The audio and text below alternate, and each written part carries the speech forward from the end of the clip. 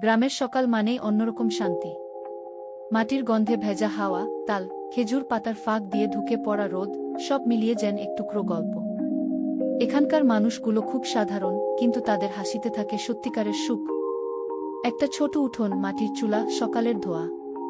মা হাঁড়িতে ভাত নামাচ্ছে, বাবা গরু ছাগলে খাবার দিচ্ছে। এই সাধারণ দৃশ্যই যেন পুরো পৃথিবীর ভালোবাসা। ছেলেরা দৌড়ায় মাঠে, কাদায় পা ডুবিয়ে খেলাধুলা করে।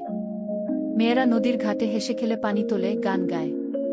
নদীর ঢেউ, ধানক্ষেতের সবুজ। এখানে সময় ধীরে চলে। মানুষের মনও ধীরে ধীরে শান্ত হয়ে যায়। একটু বসে থাকলেই মনে হয় জীবনের আসল সৌন্দর্যটা আসলে এখানেই।